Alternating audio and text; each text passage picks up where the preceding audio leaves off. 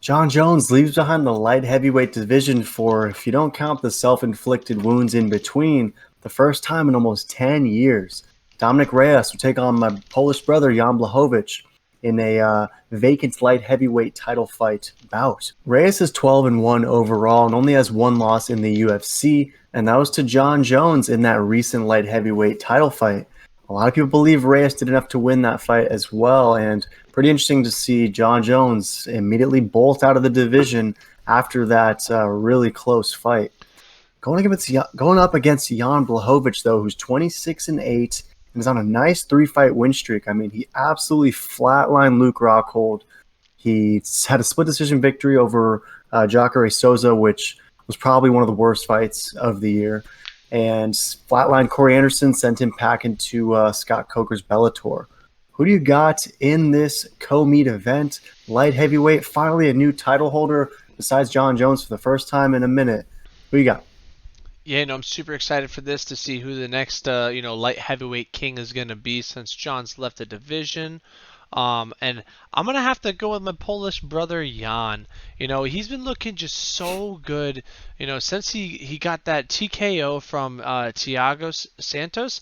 Ever since he's been knocked out, then he's just been ripping heads off. Luke Rockhold retired. Corey Anderson went to Bellator. I mean, next thing you know, we're going to see Dominick Reyes going back to college football, to be honest. I really don't think Reyes is going to match up well with this guy's experience and power. Reyes does have the power as it's seen, but, he's coming off that loss of John Jones. He might be in over his head thinking that he's the real king, but, I mean, he's probably, feeling a little mentally drained after doing a very good job, but also losing. So I think he's going to underestimate Jan. Jan's going to rip his head off, kind of like he did to Corey Anderson.